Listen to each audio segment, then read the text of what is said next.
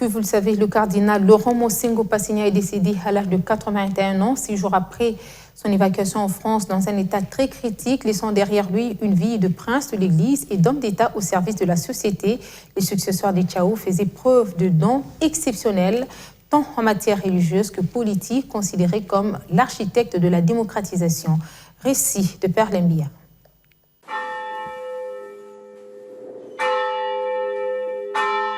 Son de cloche à la paroisse Notre-Dame du Congo. C'est une émotion vive qui se vit à l'annonce de la disparition du cardinal émérite. On le disait surdoué, influent et critique envers le pouvoir. Laurent Mosengo Passigna décède à 81 ans, laissant derrière lui une vie de prince de l'Église et d'homme d'État au service de la société. Le successeur du cardinal Etchou faisait preuve des dons exceptionnels tant en matière religieuse que politique. Le cardinal, personnage devenu incontournable, finira par gagner les faveurs des politiques dont il devient l'ami et selon certains, le conseiller. Sa mort marque un tournant en République démocratique du Congo.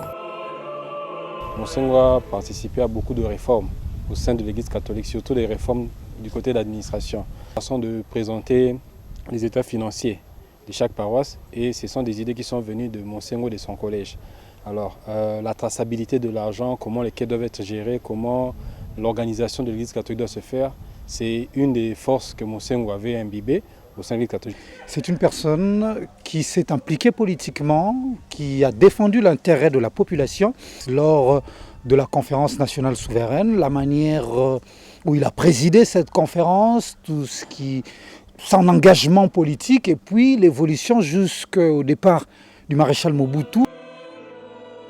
Sur les réseaux sociaux, les hommages s'y multiplient, à l'instar de son successeur le cardinal Fridolin Ambongo. Ordonné prêtre en 1963, puis évêque en 1980, le cardinal Mosengo est le premier Africain docteur en sciences bibliques. Homme de foi, mais aussi de conviction, considéré comme l'architecte de la démocratisation lorsqu'il prend la présidence de la conférence nationale souveraine en 1991. Peuples aïrois, avec les richesses dont tu disposes, tu devrais pouvoir non seulement assurer une vie décente, mais aussi être en mesure d'assister les populations des pays pauvres et démunis de notre nation. Mais comment se fait-il que son aide n'ait profité en grande